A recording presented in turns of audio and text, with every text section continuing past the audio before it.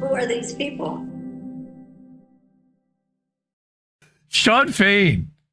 All right, we've talked about Shawn Fain in the past. Shawn Fain is the president of the UAW. He's actually an elected president, unlike another guy that they were talking about this week that never really got elected anywhere. Okay. Anyway, Shawn Fain, UAW president, threatened to slit the throats of critics as he pushed no-bid contracts with DC firms. Now, this article is actually from like 6 weeks ago at paydayreport.com. I'm a big fan of Payday Report.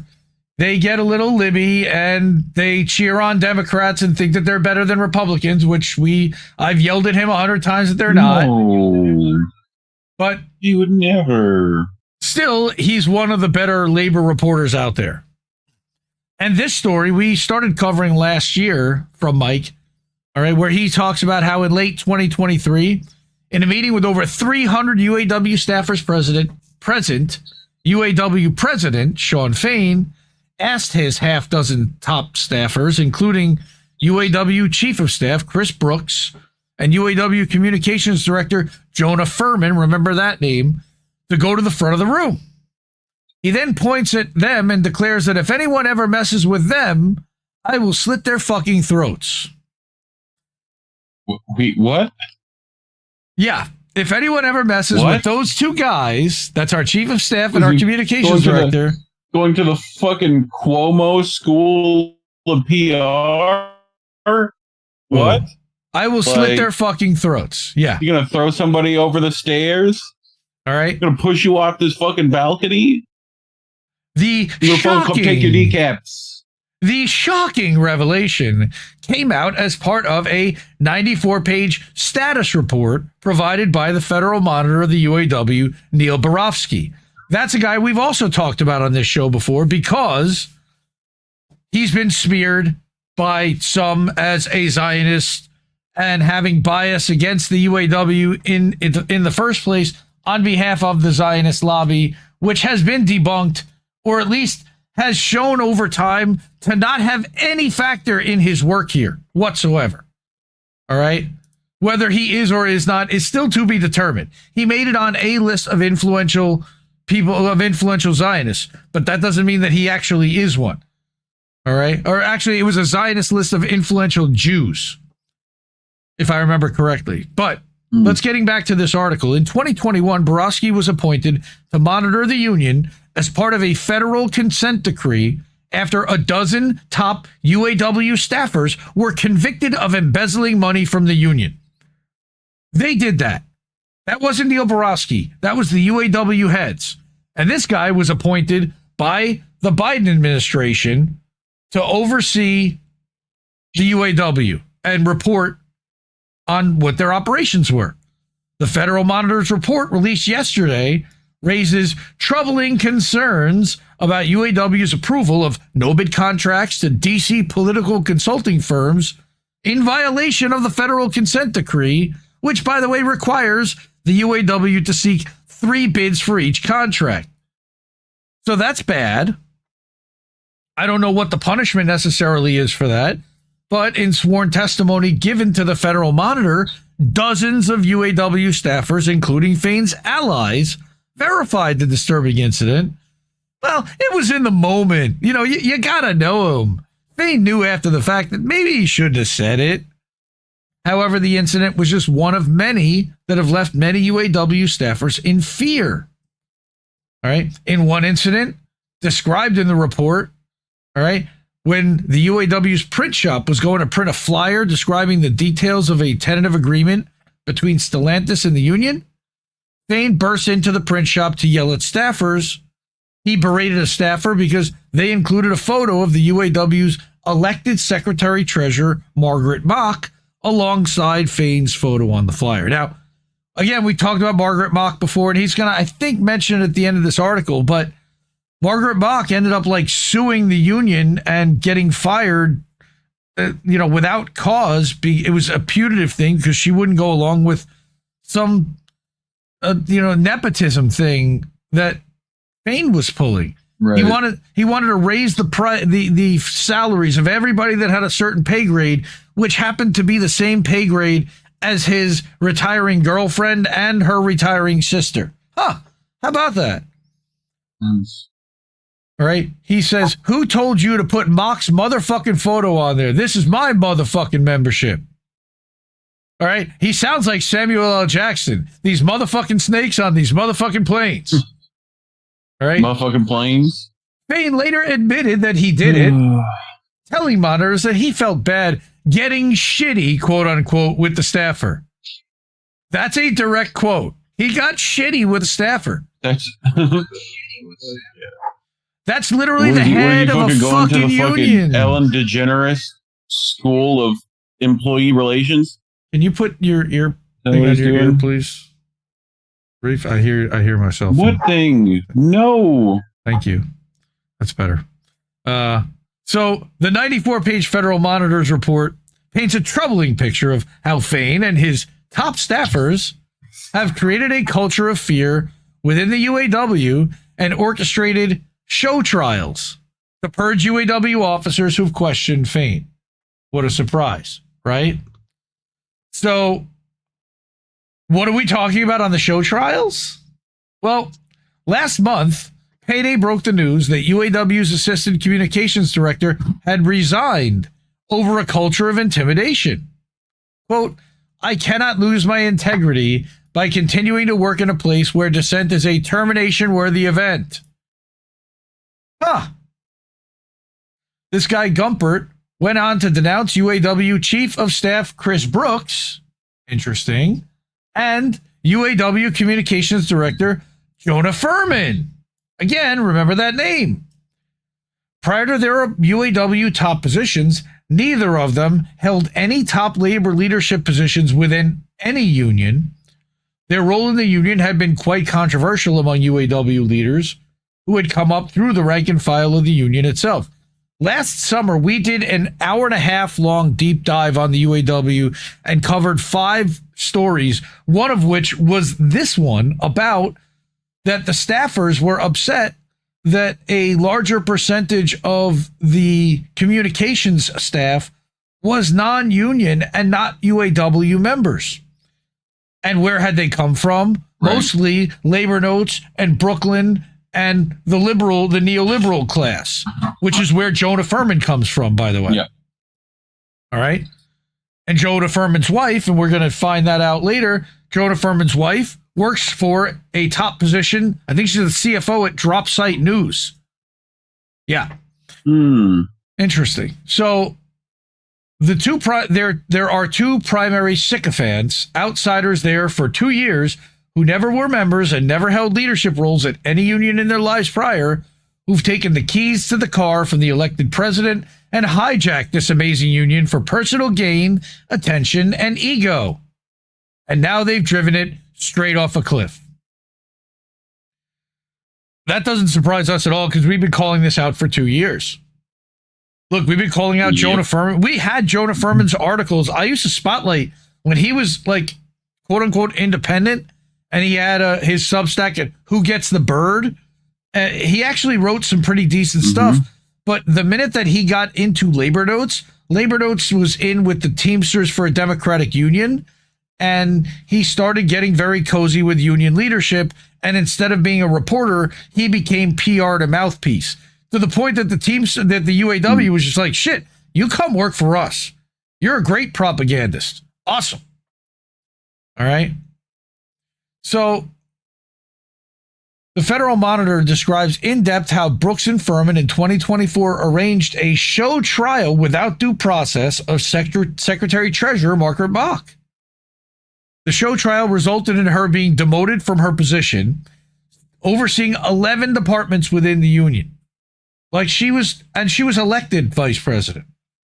The board also voted as one of the few black women on the AFL-CIO's 57-member executive board.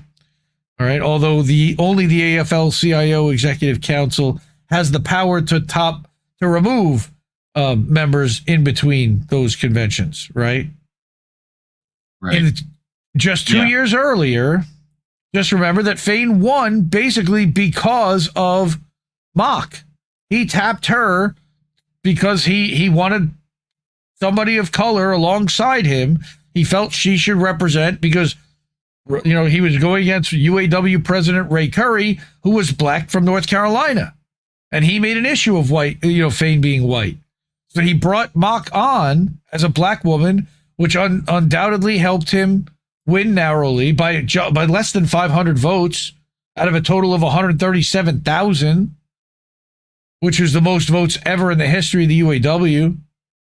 Right, which I also question. I question every vote now, especially now knowing about the counting machines and who counts them and how they work. Fuck. All right. Less than a year after serving as Fain's running mate, Mock's demotion shocked many, particularly black union members who constitute approximately 25% of the UAW's membership. All right. They work in a lot of the factories in the Midwest. In last February, at the IEB meeting of the UAW, we covered this. Board members accused her of weaponizing the expenditure process and not approving expenditures for political reasons, which was bullshit. And they tried to smear her and the Federal Monitor, again, because as part of the federal consent decree, right, the union was required to solicit bids from at least 3 vendors before approving an expenditure. They were basically telling her to railroad it through. Fain had repeatedly pressured Mock to approve no-bid contracts to politically connected DC consulting firms. I wonder if they're connected to the Democrats. Huh. I would bet they are. Yeah, Bad Wolf, that is so mafia. It really is. I mean, it's mafia tactics that he was pulling. You gotta give my friend the deal over there, and we can't let anybody else in on the bidding.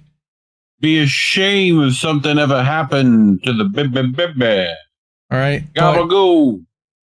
Well, not quite gabagoo, but I don't even know if Fain's Italian, but there's plenty of yeah. At an IEB meeting, a special compliance report was presented that laid out the charges against Mock. The special compliance report was then presented by UAW region director, who Fain then has tapped to be his running mate as secretary treasurer when he runs next year. So literally, the report is presented by the woman that's going to replace him on the ticket. That's going to replace Margaret on the ticket. That's fucked up. Now, under the threat of federal perjury charges, she admitted to the Federal Monitor that she played no role in preparing the special compliance report, but she delivered it. Why? Because he wanted to make a show of that he's going to replace her with this person, and she's going to be the one to actually shoot, kind of fire the bullet that takes the other one out. According to the Federal Monitor's investigation, the report was primarily prepared by Furman and Brooks. But since Dickerson is also a black woman, UAW President Shawn Fain felt it best if she presented the charges against Mock, who is also black, of course. I thought it would be better coming from her than me, a white guy. Fain told the Federal Monitor. Dude, why would you ever tell them that? The report completely... Because he thinks it makes him look better. Like, this is the Democratic identity politics playbook a lot of times, where it's just you end up being more racist at the end of the day, like, somehow. Like, it makes no sense. It's all just optics. Yep. That's all they give a shit about.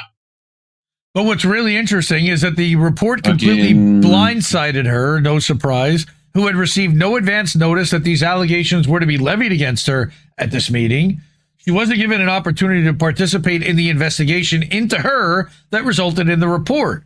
Wrote the Federal Monitor. This is an independent third party who's like literally intervening on her behalf because nobody else has. This is all... Whoa, we flickered. We're still here. This is all a coordinated effort by a whole cabal of people loyal to the Democratic Party to push out people that are trying to hold the union to its no-bid contract mandate and keep it out of trouble. The report presents a detailed, in-depth report on decision-making on expenditure approvals, citing many UAW members and staffers that completely discredits the special compliance report used to remove Mock in the first place. What a surprise. No earthquake, but we did have a power loss, and I'm running on generator. But that's okay. We should be good. I think it tested it, and it dimmed it for a second, but kept it going. Again, the full 94-page report gets into details about instances where union staffers complain about taxi rides not being reimbursed because they didn't present a receipt. Well, why should you get reimbursed if you didn't present a receipt? I mean, I worked in sales for 20 years. I always had to put a receipt to get paid. But although the special compliance report described this accusation as a pattern of her trying to influence or current or future board decisions, and that the compliance department had received reports from many members of the IEB, the monitor's investigation identified only 2 specific incidents. In both, the regional directors in question explicitly denied that Mock had offered them a quid pro quo or expressly conditioned the granting of their expense requests in return for a favorable vote. Like, this is bullshit. An analysis by the Federal Monitor found that Mock had approved more than 2/3 of all expenditures presented to her. So if they had gone at doing a job. Yeah. However, in December of 23, she angered UAW Communications Director Jonah Furman when she refused to grant a $500,000 no-bid contract to a politically connected DC consulting firm for billboards and media buys to support union organizing at Volkswagen in Chattanooga. Given that the no-bid contract... Which one do we know? That'd be nice to know. You mean which consulting firm?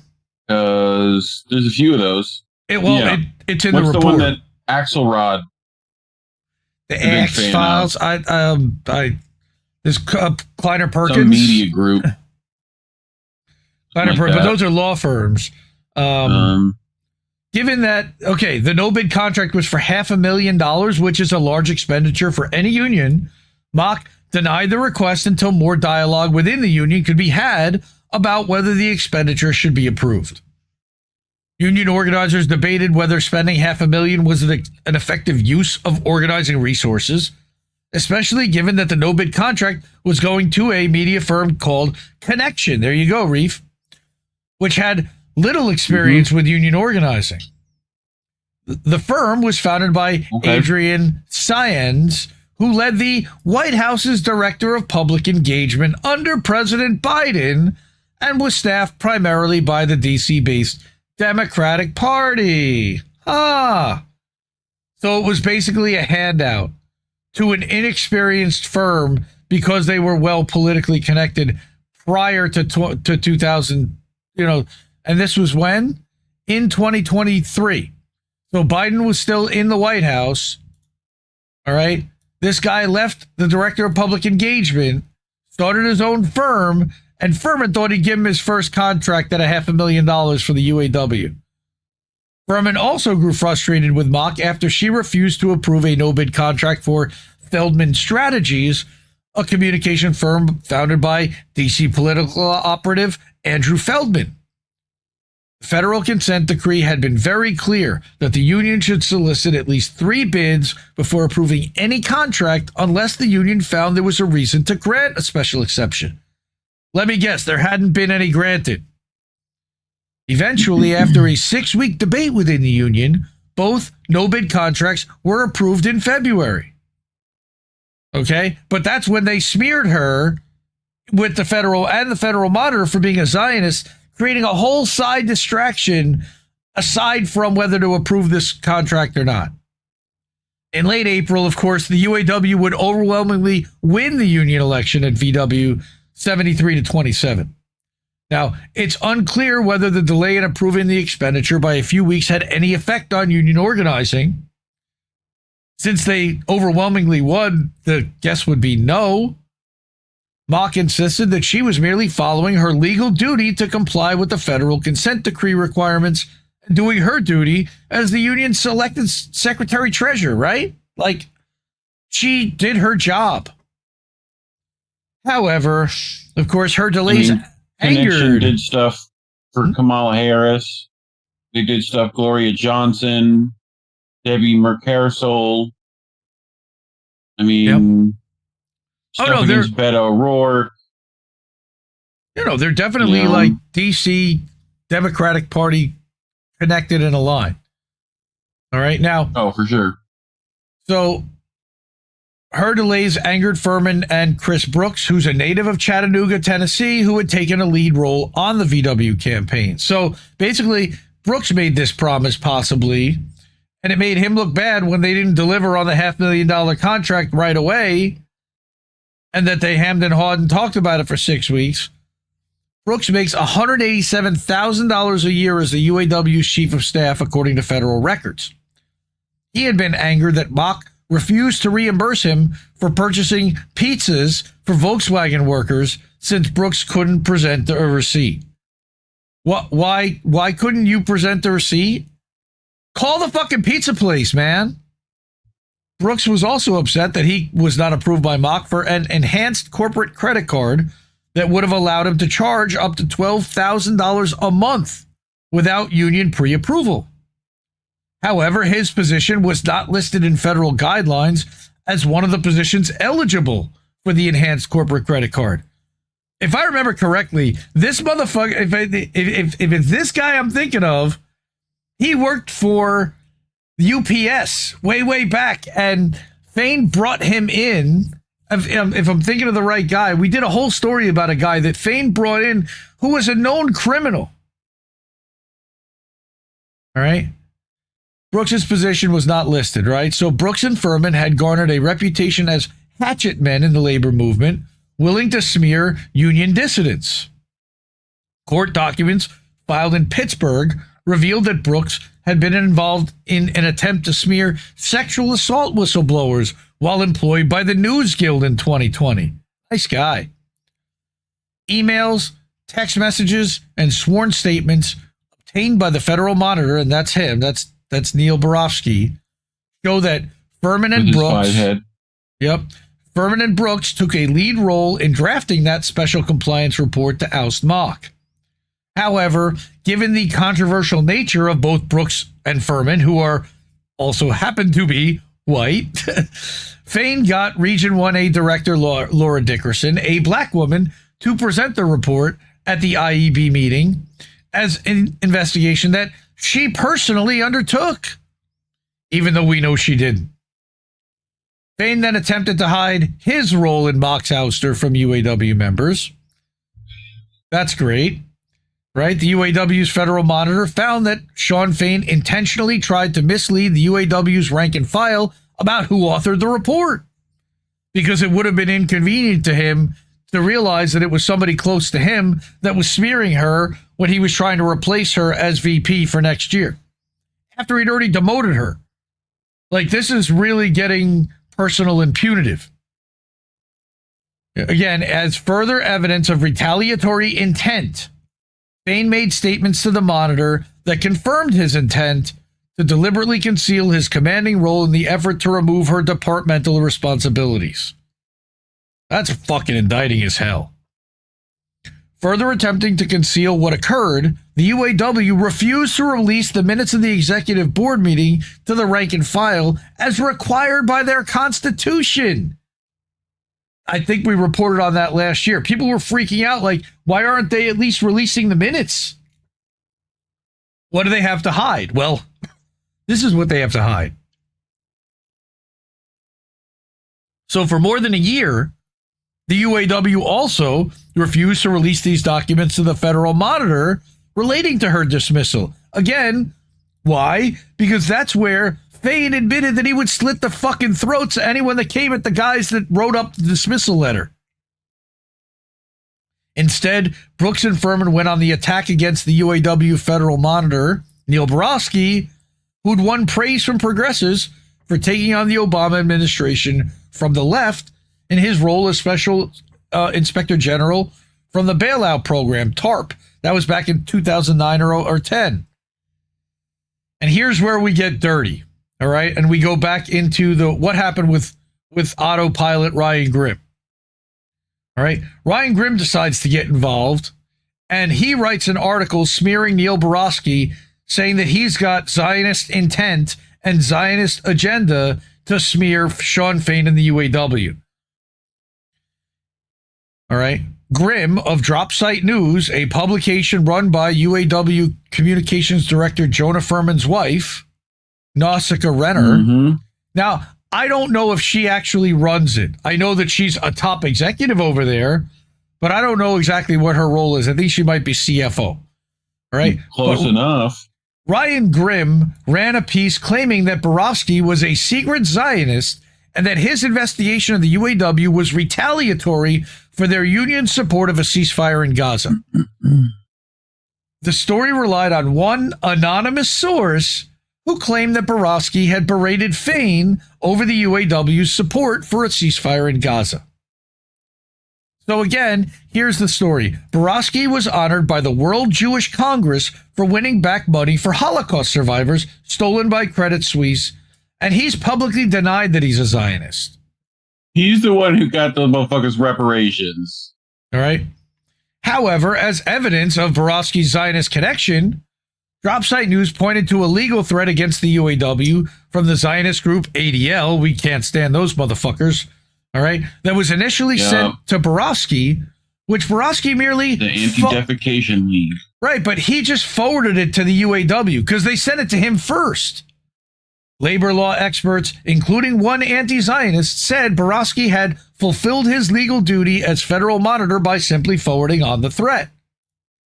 He said, okay, and we covered this again last year, I think forwarding a letter from the ADL out of concern that the union risked violating an anti-BDS law arguably fell within the monitor's legal ethical duty.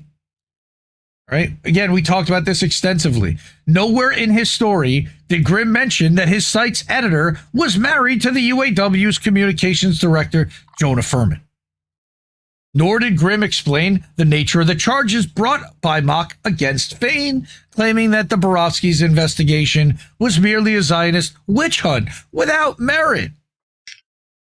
But when he was pressed on his wife's publication role in smearing the UAW Federal Monitor, Furman refused to comment, and I remember very clearly that Ryan Grimm said that it was publicly known that Furman's wife worked at Dropsite.